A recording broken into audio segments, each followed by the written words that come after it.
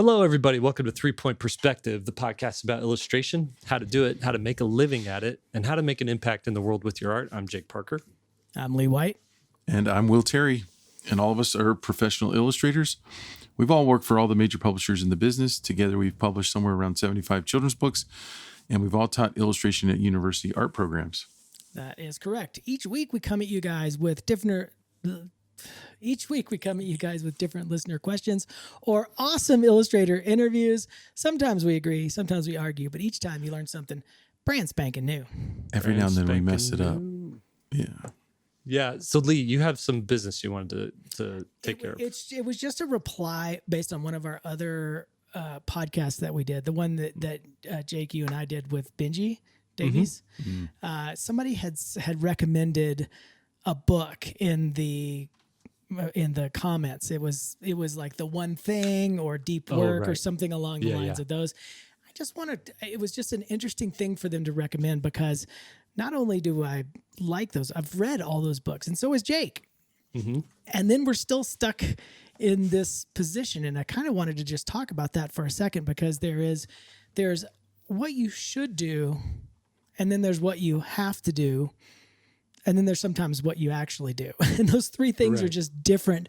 There's different motivators for each one. And there's what you can do too. Correct, exactly. And so it's interesting because I just think it was a really interesting thing because I do believe in those books. Like if what they basically say is focus on one thing, make it really, really good, and then do that. The problem is our industry's wages and time frames have not come along to give you the ability to do that. If you live in the United States anyways, maybe other places it's cheaper to live or whatever, but most of those places, the children's book industry pays less. And so while I have read those books and I love what they say, I've just found it hard to do that in practice because you just don't make enough from a children's book. There's we've talked about it on the podcast before. There's only a handful of people that I know that are just doing children's books only. And the one common denominator from that group is they've had a wildly successful title. Right. Mm-hmm. But so that's part of the thing is the variables in there where, you take someone that I had never heard about, for instance, before was Beth Crum, I think is how you pronounce her name, her last name, Crum, who won the Caldecott, I think 10 years ago with a scratchboard book. Mm-hmm. And beautiful art. This project, I'm sure it took her an exorbitant amount of time. You know what I mean? Yeah. It's like your heart, your soul, everything you can possibly put into a project. And even, she's working on this thing. It could have just been a book. It could have found the remainder table eventually and just petered out. But instead she won the Caldecott. Right. Mm-hmm. So someone like that would say, yes, you just work on that thing. Right. You just work on it and you work on it and then it can turn to gold. And it's absolutely true. It can.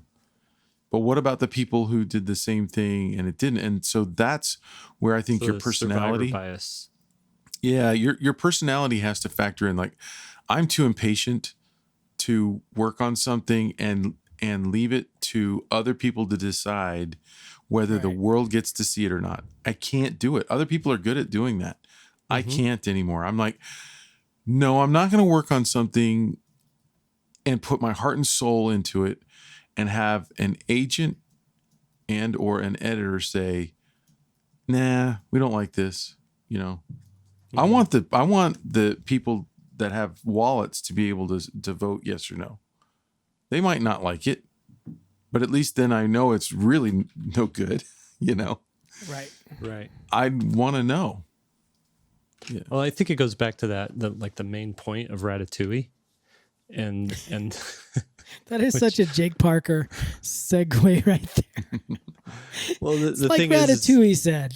Yeah. Well, Chef Cousteau is like anyone could cook. That was his book. Anyone could cook. And the whole thing was trying to answer, can anyone cook? Can a rat cook? Right. And at the end, Ego, the critic, he's like, essentially says, yes, anyone can cook. but not everyone can be a great cook. But a great chef can come from anywhere, right? And so I think it's the same with comic books. It's the same with children's books. It's the same with actors, film, anything creative. Is everyone can try it, and these days you can learn how to do it on YouTube. You can really get pretty good at it, pretty proficient. I think the median level ability of the human race right now, as far as artistic ability, is higher than it was 20 years ago, right? So you're competing with a lot more people, and essentially it gives everyone a shot at, or more people a shot at becoming really successful. So I think we're still going to see people who break through, who kind of, rise above, or somehow get picked, or somehow find that fan base. But also you're just dealing with a lot more competition. So this brings me to another point. I don't know if we've exhausted that one, but I want to talk about good enough. Tucson Comic-Con. So I did Tucson Comic-Con this last weekend, and first things first, I'll say, it is a well-run show, very organized, very bright and clean, and the showrunners just made it easy. They made it so easy to like understand, where you have to be when, what you have to submit, paperwork and loading in and loading out and all that stuff. And the show runners came by my booth a couple of times just to say hi and thanks for joining the show and all that stuff. The other great things about it were people just seeing the different people that I hadn't seen before, hadn't seen in a long time. It's all the good parts of a show. So it was really good. However, this is my first show since 2019, and I made less than half at this show than I had made at any other show prior to that. And I don't know if it's because Tucson's kind of an out of the way place, but what I noticed was a lot of people really liked the artwork. A lot of people really liked the presentation. They had liked what I shared, but nobody was really spending money. And it made me kind of reevaluate. I was dipping my toe in it, thinking, okay, let's see if cons are a thing. It's always been like this nice extra bit of revenue, do 4 or 5 shows a year, make an extra $50,000. That's a lot, extra $25,000 maybe. And maybe I could fold that back into my, my income. And it's nice to get out, it's nice to see people, and meet people. Yeah. Especially like connecting, you connect so well with people at cons, whether they're fans or whether they're other creative people. A lot of my friendships have come from attending cons, long-term keep in touch friendships have come for that. So that I do like those reasons, but do you have to have a booth to do that? Do you have to invest all that money and spend all that time preparing to get the same thing out of a con than you were before, if you're not going to make the kind of money you made before? And so did some people make the kind of money that they did before, or do you think that was just based on the demographic that was there versus the stuff you had for sale, or what do you think? I think over the last 10 years, cons have drifted from over the last 10 years, what's changed in pop culture? Okay. Over the last 10 years, we have gone from some X-Men movies and a couple Batman movies to 22 big Marvel movies, right? We've gone from 6 Star Wars movies, to, 5 streaming full season episodic shows of Star Wars stuff, a new trilogy, a couple spin-off films, right? So Star Wars is this behemoth. We've gone from, a few Star Trek things to big, Star Trek shows happening all the time. We've gone from Magic and Pokemon to now there's all these other card games that you could play, So what I'm saying is, like, there's just been this explosion of pop culture. And so there's more people kind of, identifying it as nerds openly, right? And like wanting to go to these pop culture conventions. We also seen this explosion in like DIY costume building. And so there's just really cool cosplay. And what that means is the people who used to go to cons were more interested, I think, we're a little bit more, you kind of had to search out and hunt out who the creators were and who was making stuff. They're more interested in maybe exploring and finding new things because there wasn't as much new stuff there. And I think now you just have people who are like, I love Captain America, so I'm on the hunt for anything Captain America related, or I love Blastoise, one of the Pokemons, so I'm going to buy any little Blastoise Tchotchke that I can find, which if you want to play that game, I think you'll do well. A girl just 2 tables down from me, her whole thing was cute stickers, right? And you're going to get a cute frog sticker if you like frogs. And you're going to get a cute, flying saucer sticker if you like flying saucers and all this stuff. My daughter, who was helping me out of the booth, like she went over there and she bought, her deal of 5 stickers for $10 or whatever, 4 stickers for $10, came back. Look at this. Oh, this is so cute. So I think the con now, and maybe it's always been like this, maybe I just wasn't paying close attention, but it is very much a marketplace for really lowest common denominator appealing stuff, right? And less more of an exploration and trying to find and support the creators and the artists and things like that, or finding new creators and stuff like that. So I think if you have this thought that I'm going to go do cons and I'm going to sell my book that I have, that I've been working hard on, my creator-owned book or my creator-owned prints, and try to get fans to the thing that I'm building, you're probably not going to do as well at that con financially as if you had sort of like a very niche merch idea and very focused on merch. Like Will's Littles, right? Exactly. But then you so run with into that copyright. really quick. I gotta close the garage door. Okay, go ahead. But run with that. I'll be right back. So my question is, do you run into copyright issues? Apparently, there's a certain level that people can get to without too much of a problem with these cons, until they do too well, like your Littles were starting to do. And then they don't want you noticed. doing it on like Disney and DC. They don't want you selling online.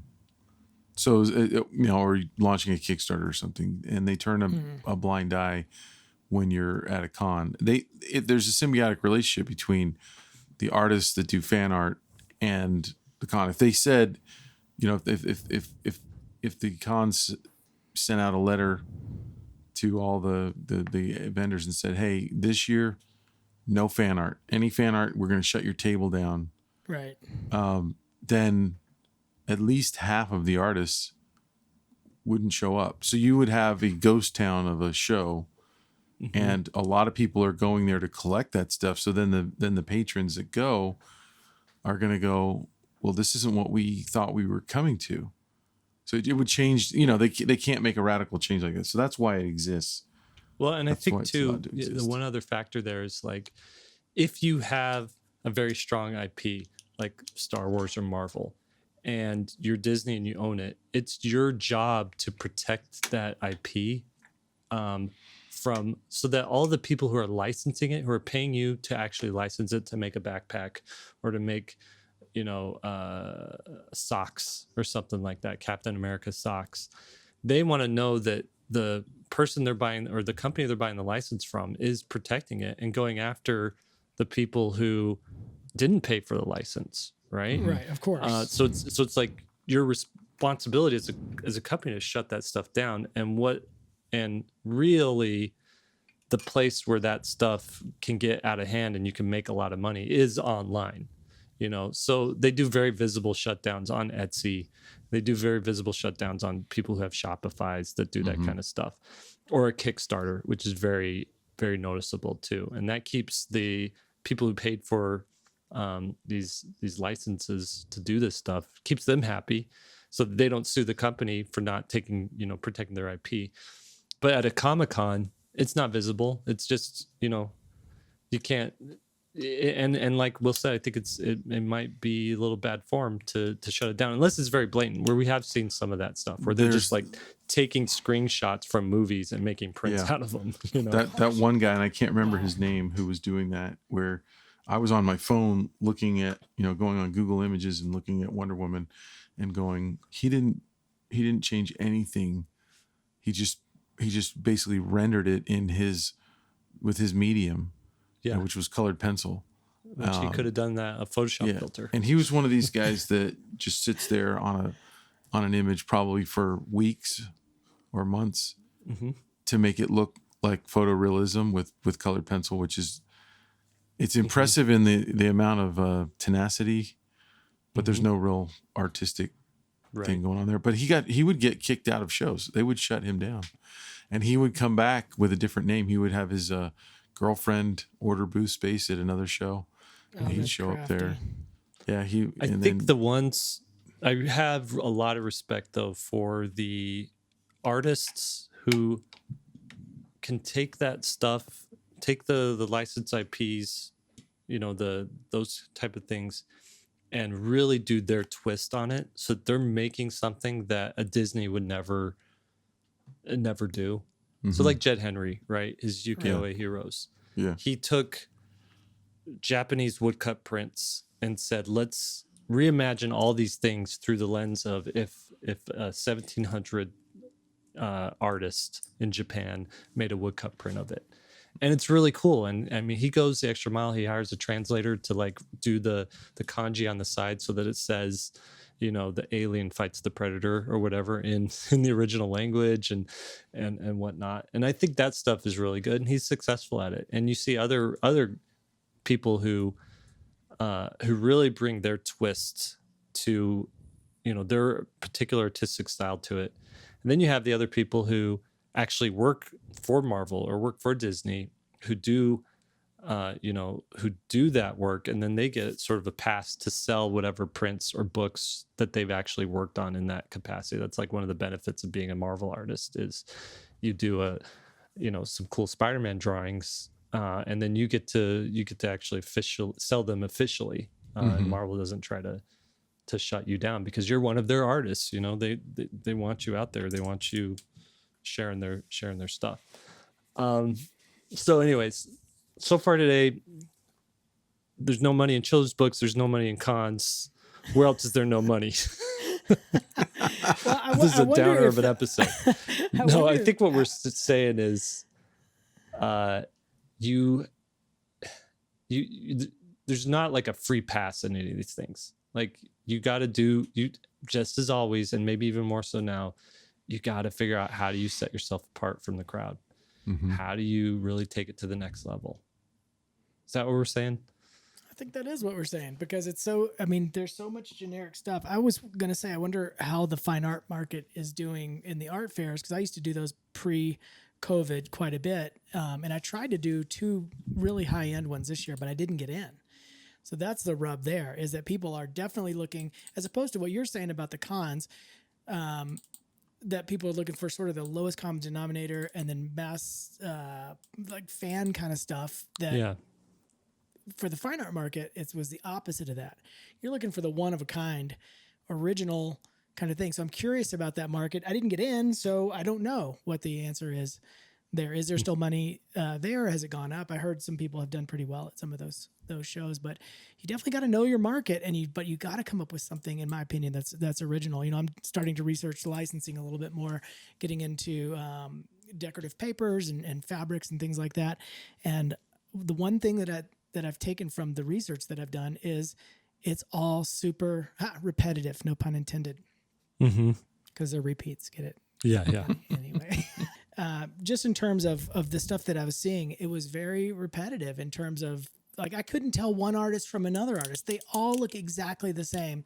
And strangely enough, there's a big push for, if you're going to ever do a birthday card, the one theme that I found more than any of the others that are standard stuff, cakes and, presents and stuff like that, is a llama with 3 presents on his back. I saw that card over and over from different illustrators. I don't know why, but somehow the llama birthday has arrived. So Interesting. if you want to be on trend, you got to do a llama. Wow, llamas are in. Maybe that's past though. You might start doing llama stuff, and they've already moved on to like It's penguins now. Yeah, Will Terry's in fashion.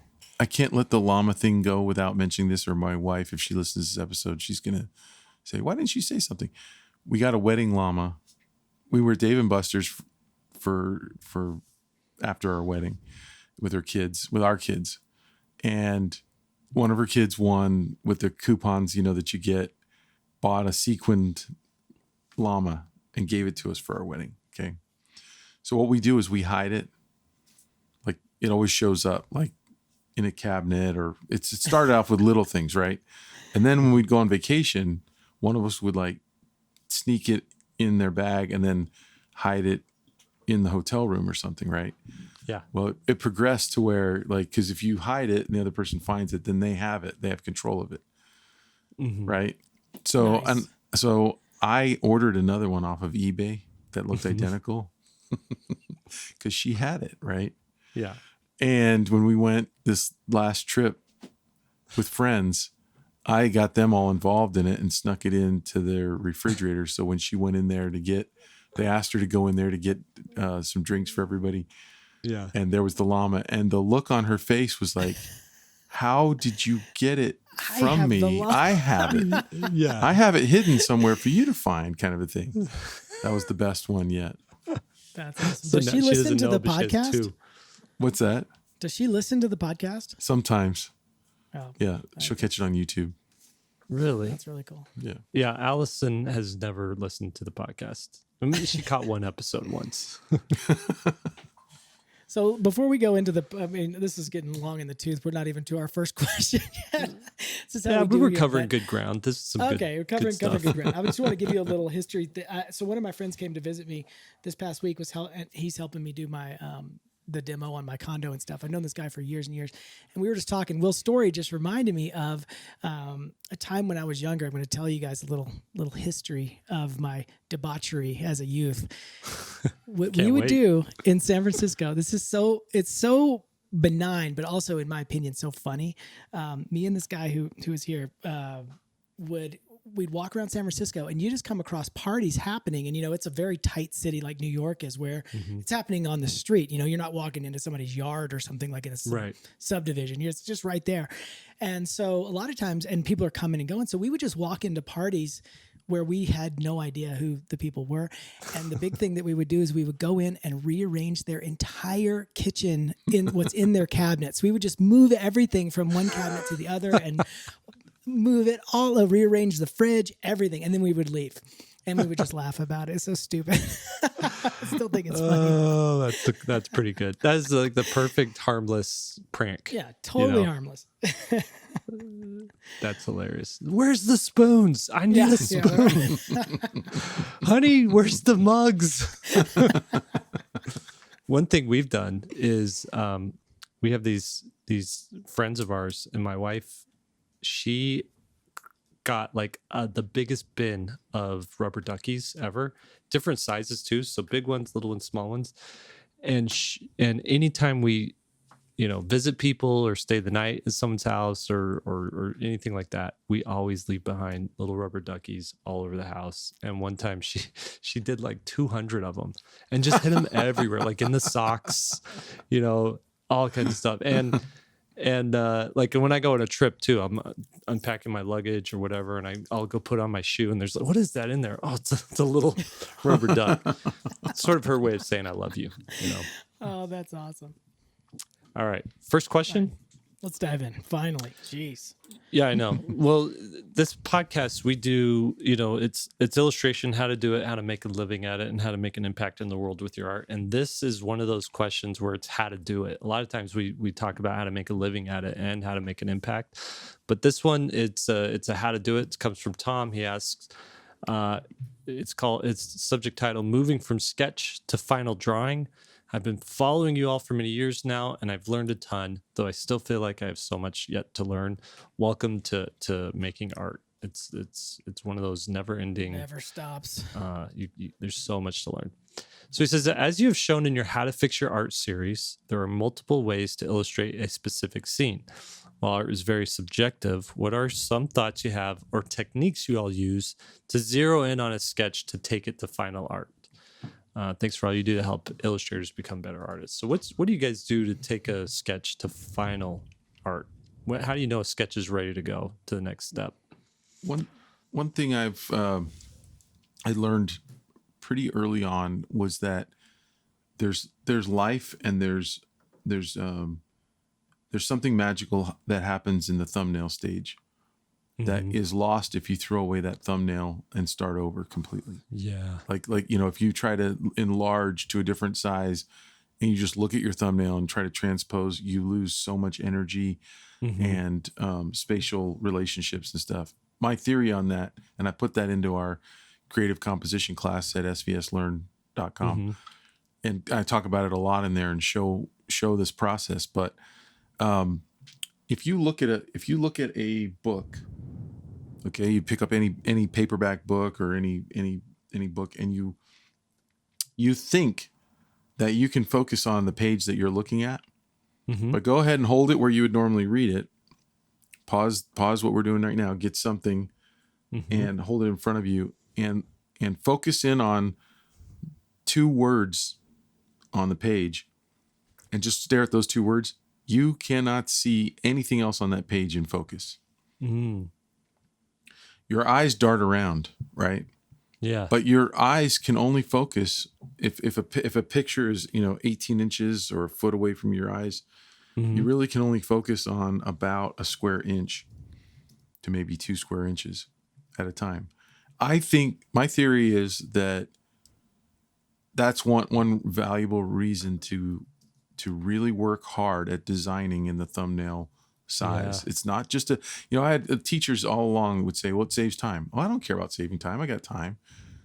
So, make a case for why I got to do thumbnails. And this is my case that I learned later on. I even told my wife. She's like, I thought your teacher said you need to do thumbnails. And I'm like, I don't need to do that. This was when I was in school, right? I don't need to do it because I can work larger. And she's like, She gave me that, like wives do, Yeah. Like you think you're smarter than the teacher. And like 3 or 4 years later, as an illustrator, I'm working on thumbnails, and she's like, what are you doing there? I'm like, drawing small. Why? And I didn't know. I had evolved into drawing really small because it worked. And I had to break it down and try to figure out why. And it's because you can focus on the whole thing. It's like you're taking a step back drawing at that size, right? You're taking a huge steps back. And so anyway, that's one big piece of advice I have, along with all the other design techniques that you need to be bringing in to coming up with a great sketch. Is it's a huge process, and it's the hardest part to me. If I can come up with a great sketch, the rendering is done, Right. Rendering is totally different. Painting, color, all that, totally different from designing and drawing. So That's pretty good. Lee, did you want to add to that?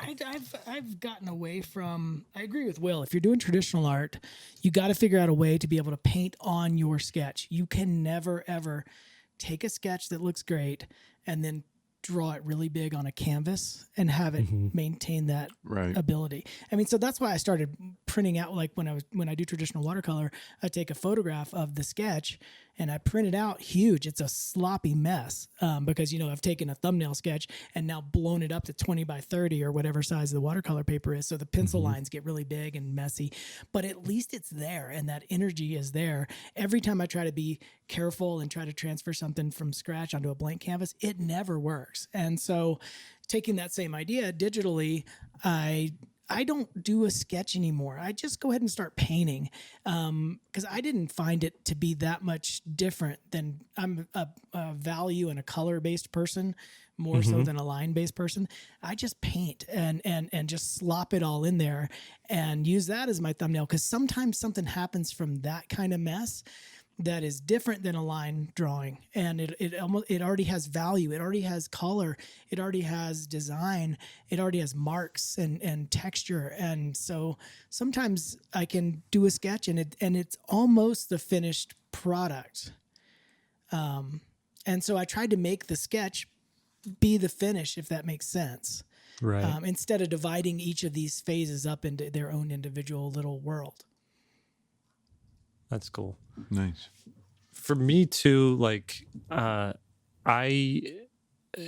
gotten to that point now where I do like to explore in a more permanent medium. So I like things getting a little wonky in my ink drawing because I didn't do such a tight sketch, underneath, or tight drawing underneath. And so I like to keep my sketches pretty loose. But the thing I know when it's ready is I'm always like, if it's a character, I'm making sure, that silhouette is there, that proportions are there, that I'm just looking at proportions good. Yes. Volume understandable. Yes. Silhouette is clear. Yes. Is there, like Will was saying, is there life to it? Is there like a strong sort of movement to the pose? Yes. Once all those things are checked off, then it's time to move to the next phase. And that, going back to how to fix your art, our checklist that we developed for that is super handy. And that's something that, if you haven't seen, every third Thursday we do our How to Fix Your Art live stream, where we take, essentially, you send us broken art, we fix it, and we take these drawings or these illustrations, and we go through the checklist and be like, okay, have you done this? Have you done that? Let's show you how you fix that. And we'll focus on one section of the checklist each time. But that's a really great asset for you to have in order to help you know how to fix your own art, or know how to proceed in a piece if you feel like you're stuck. And I will add this too. Every piece, every drawing has a stage right in the middle where it's ugly, and it might be, it feel like it's the you've lost the battle and it's over with, and you just push through that. And usually you can see, once you get on the other side, you add, it's a certain level of detail that now is added that makes it look better, or a certain level of finesse to it that's now added to it that makes it better. You just got to push through that. So never quit too early. Next question. Good. Yep. Okay. This comes from Seth. He says, trying to turn this into a profession. Hey there, I've been an illustrator on and off for about 12 years now, but I've never been able to make it work as a full-time profession. I've jumped around graphic design, game design, and most recently animation. I got a degree in animation, and I've worked for some smaller studios, but I'm trying to make the transition into illustrating for children's books.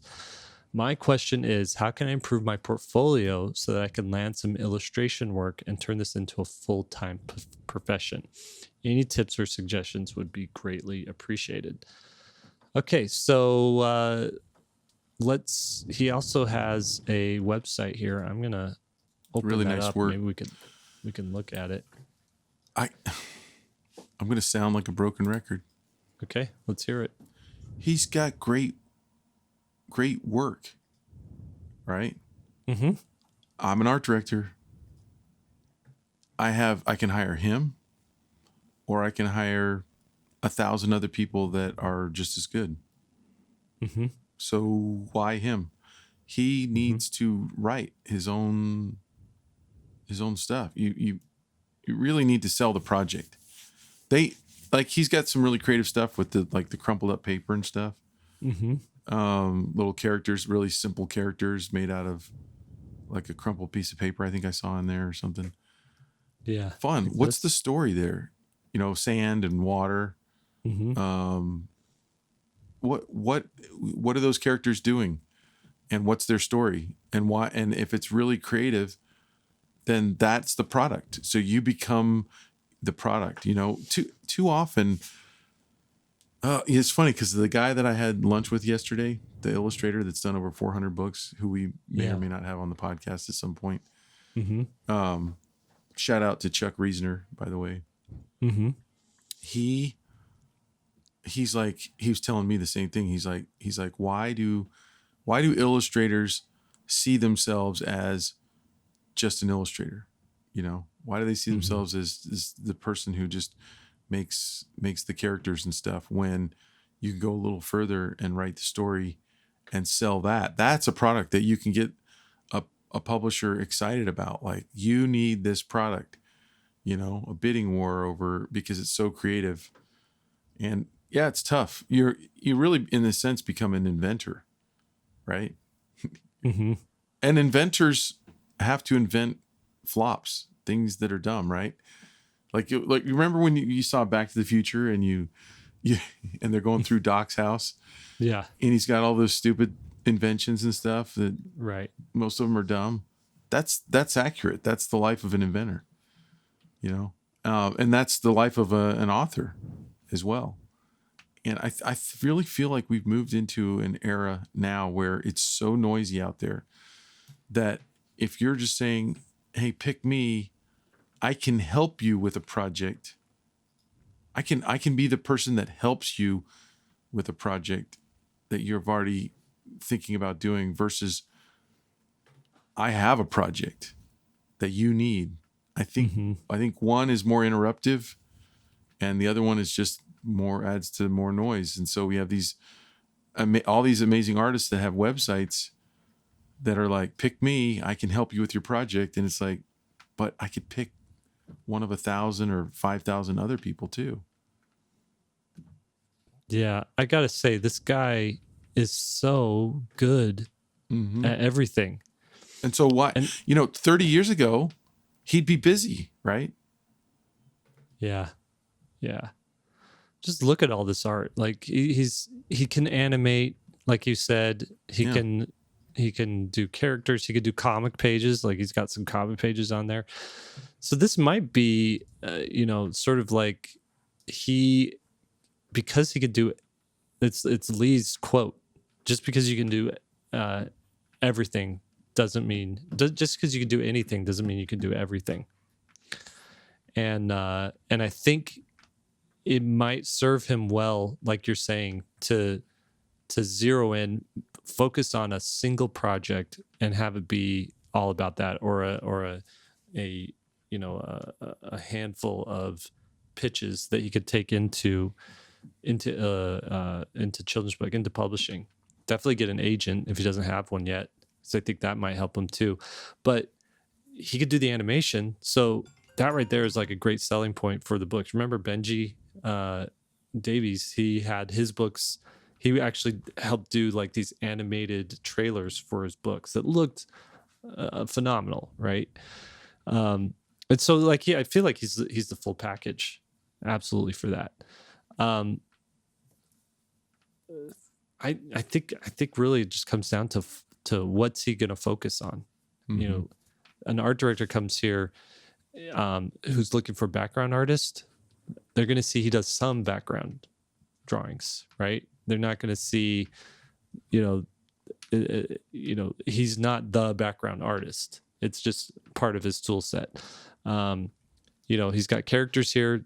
They're looking for a character designer. They're going to see, he does some character design. Props. Right? Does some props, which is great. It shows that you can do all that. But all of this is what goes into making a comic or a children's book or an animated, short, or, a pitch for an animation or something like that. So I think you're right, Will. It's time to put all these skills together and make your thing. Take Frankie and Mumford and go big with it. Put together your children's book pitch. All of these seem like they're pitches for something, but it's just a single image. Mm-hmm. Let's make it a full project. That might. You want to see what we're looking at. He's gonna have to figure out what the style. Right now, when I look at it, the only thing I think of is like a Nickelodeon type show. I don't think this fits children's books. I mean, if he wanted to do children's books, I guess that brings up the question. It's a weird question, but do you change style because, I want to do children's books, and this style is definitely not popular in children's books right now. Mm-hmm. It looks like a cereal box or a kind of commercial illustration. And so I don't know. Even though he does service all those industries or whatever and does all those jobs, I feel like the range of work is very limited for where it can go. Mm-hmm. So this is like, I feel like close to what would work for him is this Grumpy Monkey series. Love And that. Max Lang is a guy from animation, and you can kind of see it in the artwork. But the contemporary style for children's books these days is a lot more texture and painterly texture and roughness to the illustrations. Mm-hmm. You know, I guarantee that this guy, Max Lang, can do the classic, you know, animation style that we see on Nickelodeon right now. Not classical, but like just, you know, the Adventure Time style and that sort of invaded, whatever. The Adventure Time style that's in all of the other animated shows. Yep. And what he's going to here is he's like, let's loosen it up a little bit. We're still keeping the same proportions, but it definitely looks like it's textured. We come back here and we do see, you know, a lot of stuff playing around, but might be too clean. Some of it might be too clean. We see here that he can get to that place. That's the most interesting image to me out of all of them. Yeah. Of course, it's a cat, and so I kind of, you know, it's my Right. thing. Yeah. So I think you're right. It's a little mix of putting together a couple of book proposals that really nail that contemporary style, handing those over to an agent who, and your work is good enough that I think you could get a really good agent. They'd be interested in working with you. Yeah. And then going out and landing some book deals. What do you think that sales rank is on that Grumpy Monkey, by the way? I mean, I see that book everywhere. Look at how many ratings. Is it broken below 1,000? 25,000 ratings on Amazon. It's 800 something. Wow. By the way, that's number out of 837. all the books sold on Amazon, ranked from 1 being the most sold. And that's, you know, fiction, nonfiction, and children's the whole books. deal, Everything. the whole deal. So it's number 2 in children's ape and monkey books. I'm curious what book number 1 is. Now, do you think book number 1 is like one of those, you know, National Geographic all about monkeys books, you know, that you get at like the book It's going to be Curious George. Or is it going to be Curious George? Are you guys ready? Yeah. Do we want to put money on it? I'd have to lean towards Curious George. Okay, we're all great. I'm going to click on it here. Let's see what number 1 is. Oh, the one and only Ivan. I don't know. That makes sense because they had Curious a show George is come out 4. with that. Oh, there's Curious George, number 4. You have to get to 4 to get Curious George's first day of school, and that makes sense since school just started. Yeah. Goodnight Gorilla. Have you heard of this book? Yeah, No. that's not an old school book. I mean, that's Yeah. like 20 years old, 30 years old. We have this book, Caps for Sale. But look at this. Grumpy Monkey number 2, Grumpy Monkey number 5, Grumpy Crazy. Monkey number 8. Then we got a reader Step book, into reading. Grumpy Monkey Yeah. number 9, Wow. 13. And he nailed it with the Grumpy Monkey. Yep. Cornered I gotta the go. ape market. I'm gonna do Grumpy Caterpillar. He's drinking Curious George's milkshake. This book right here. When that movie came out, everything was drinking somebody's milkshake in our I family. know. We couldn't. I had this book, the original Curious George book. Absolutely loved it. I poured over that book. I like just imagined what was behind every bush, and like there were images in there that are just part of my like core memories from that book. Yep. Just seeing a fat fireman and a skinny fireman carrying a monkey in between them. I thought everybody in the world was paired up in fat and skinny because my mom was overweight and my dad was thin. You know, so I just thought that was like, oh, it's normal. Yeah, normal everybody's pair. like that. Can I tell you, this is kind of embarrassing, but everything comes back to children's books and this kind of stuff. So as I've been talking a lot about the past couple of weeks, I'm doing this condo. And you know where the big push for the condo came from? Curious George. What? Really? Yeah, because not in the books, but the animated series was fantastic, and we went through a big stretch of years of watching that with my son when he was growing up. And I used to just sit there and get so jealous because they had a place in the country, and then they would drive back to the city. Yeah. And I was like, one day we're going to have the Curious George lifestyle of having. And you're another absolutely place. the monkey in this scenario. Yeah, you are. Probably am. I told Lisa when we bought this condo that we're remodeling and trying to rent out. I told her, I was like, we finally have the Curious George lifestyle. She's like, wait, we did all that for Curious George? I'm like, yeah, we did. We're gonna have to get you a yellow hat. Oh my gosh, if I had a yellow hat and I can go between the city and the country, Oh boy. I'm good to go. That's pretty good. All right, hit us Can't with wait that for next question. Your madcap adventures. Okay, next question. Last question. No, we have two more. So this is from Sean. Subject line: I will not be denied. I'm coming for all variant covers. This is a very comic specific one, so I think I'll take it. Though you guys probably might have some input. It says I'm currently a dad working full time as a production artist for a local T-shirt company. But my true passion is illustration. I picked up drawing again for the first time since college at the end of 2020 with goals of becoming a full-time independent artist. I've discovered I'm very into the idea of drawing comic book covers and would love the opportunity to be commissioned by the big companies to do variants, while also selling my own art online through conventions and ultimately creating my own IP. Sounds like a great plan. I'm currently drawing fan art as a way to draw what I'd like and would love to be commissioned for, but I'm not exactly sure how to get the attention of these companies or if I should be drawing these characters or characters of my own or how I should focus my portfolio. I love drawing character illustrations and I have goals and ideas of what I want to do as an independent artist, but with minimal time and energy, I'm not able to post every single day on social media to stay in front of everyone. I'm trying to stay patient, continue to learn, but I would just like some type of direction. Any advice would be great. Thanks, guys. Pulling up his Instagram here. So I think the path that you're going to want to follow, I just want to look at your art and pull it, share it with the guys here. Is you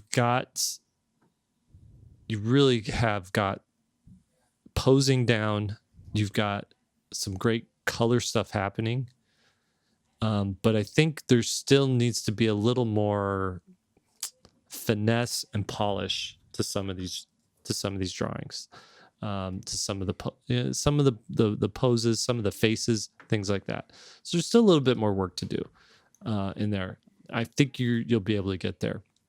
But I think the real path to like getting those variant cover gigs is doing what you're doing, making some killer fan art, just showing like, hey, look at how great I can do Power Rangers, look how great I could do Deadpool, but then making friends with your local comic shops, because the way the variant covers work is a comic shop can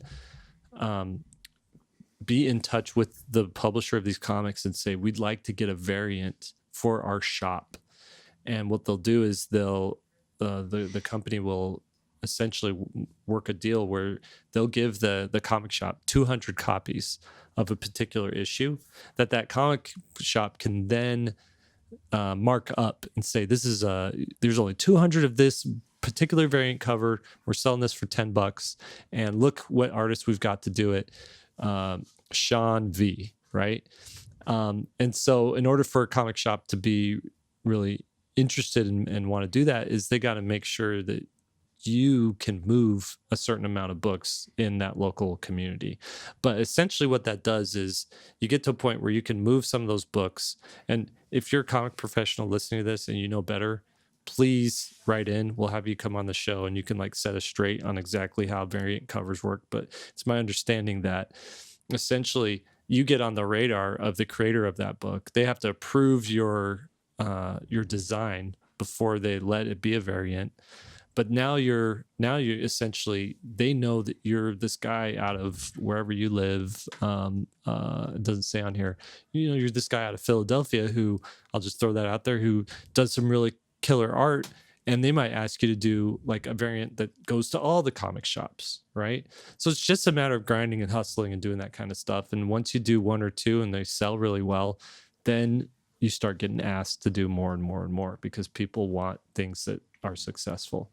So step one, master your craft, get better at making really killer art. Step two, start networking and contacting all the local comic shops and start asking them what would it take for you to do a variant cover, hire me to do one of your variant covers. Step three, you said you don't have time to post every day. I think social media, you can go a long way by having a higher quality post than lower quality posts that you're posting all the time. So if you just figure I'm going to do you can post process too. That's one thing that I had that same problem and just felt handcuffed by it because if you're doing work and you got to wait until you get a new piece, then you're in trouble because it's going to be, once a week if you're lucky.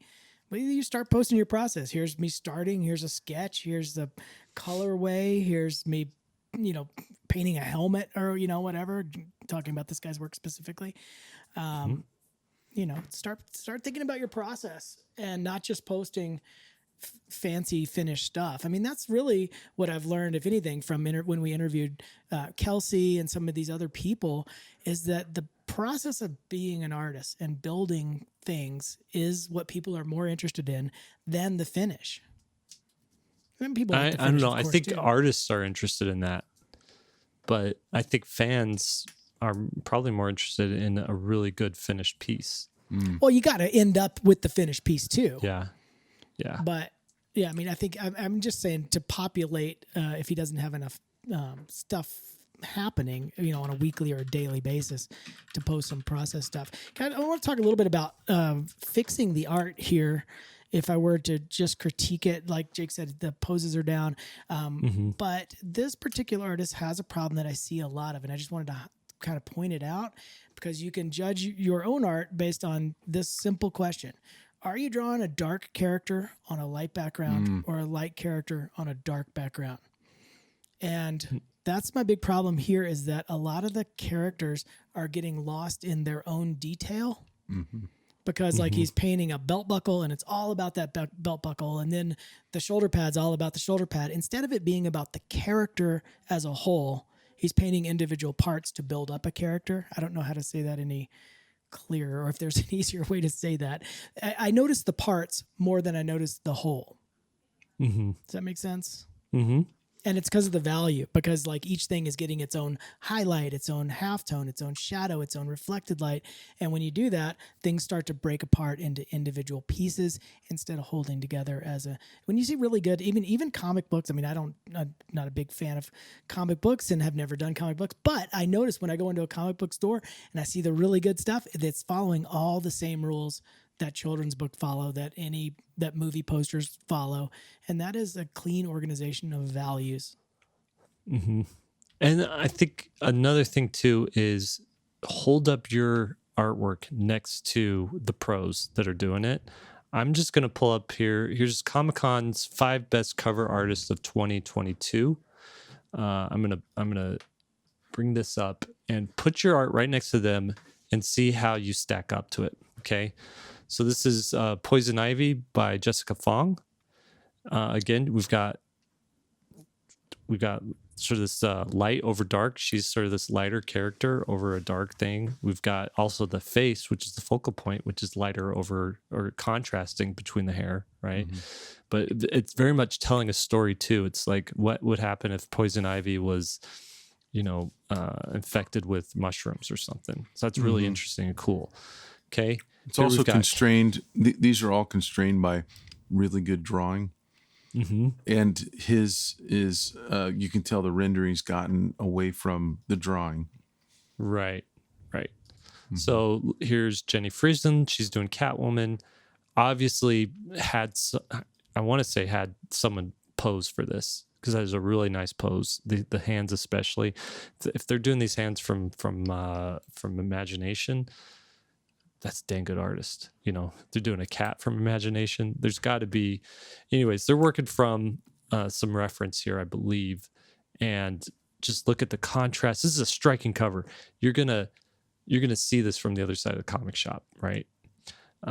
Here we have Trad Moore. This guy is going like super stylized and it's almost magical in the kind of stuff that he's doing. Nobody's drawing like Trad Moore. Okay.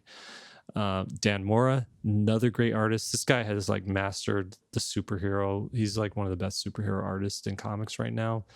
But look at what he's doing. He's doing multiple characters on one page, and this is probably a double page spread, but go look up the rest of his stuff. And then we have Peach Momoko, who I have not been to a comic shop in the last 6 months where I haven't seen like 20 Peach Momoko covers all over the place. Everybody wants a piece of her, right? And what she's doing, she's great design, great inking ability. That's another thing with comics is the line work is still a big important part of comics. People like that line work look, but then she does these traditional watercolor coloring over the top of it. Also a strong sense of lighting on it. Simple color scheme. Simplicity. Go that's back to what that. I would do. Go share your screen again. I want to see one of those artists that you brought up. Okay, here we go. Okay, go Which up. one? That one. Stop right there. Yeah. Man, I just cannot stand that work. And the reason I want to say that is not because I'm an a-hole, although I probably am. Well, let's look at more of his stuff. It's important to know when you have a reaction against something and why. Mm-hmm. And it just looks awful to me. It's every single thing I just said that I don't like. So I two things: acknowledge what you like and also what you have a reaction against. And two, just because you have that reaction doesn't mean everybody will. I would never think this person would be successful. I can't stand this work. Can't stand it.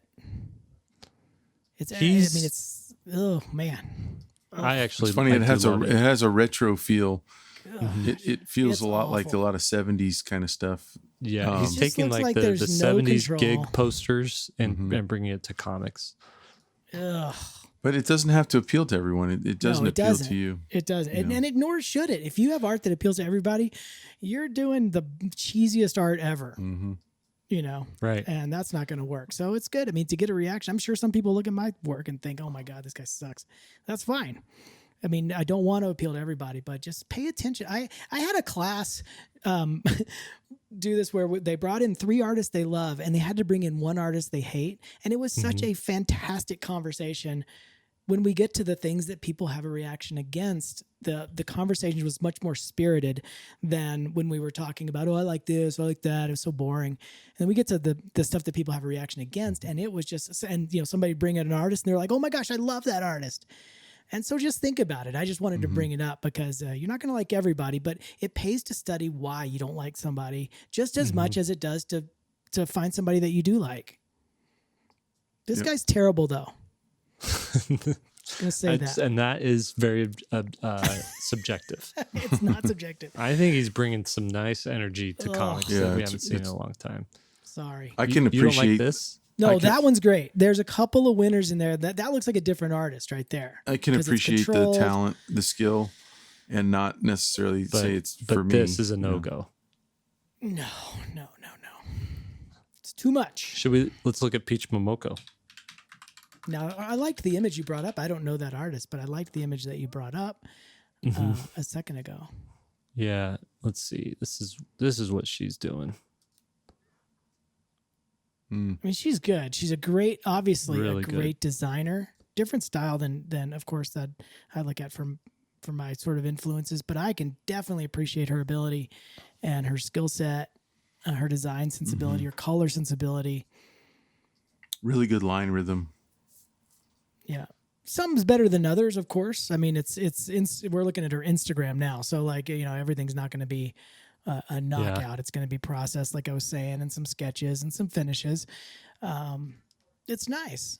I'd like to playing the see it Instagram be a game. little more finished. It almost all looks a little sketchy to me. Like, Here's a finished one. that's gorgeous. Gorgeous. Yeah, Ahsoka Tano. That's another good one. Yeah, these are fun. I mean, even though she does have a lot of detail in there, she can design it well enough to where the detail doesn't overwhelm the overall piece, like I was saying earlier. She's good. Yeah. Yep. She's good. All right, last question. How do you define a professional artist? This comes from Jessica. Maybe we should lead an episode with this one. Save it for next time. What do you guys think of that? This could be a big discussion. Yeah, this one's gone long, so maybe we don't want to. Okay, Jessica, we will come back to your question next time. Sorry. It's right. existential. It is. Yeah. about We started this episode with some existentialism, career existentialism, and we don't want to finish it with that. So I'll take us out if you guys are okay with that. Yep.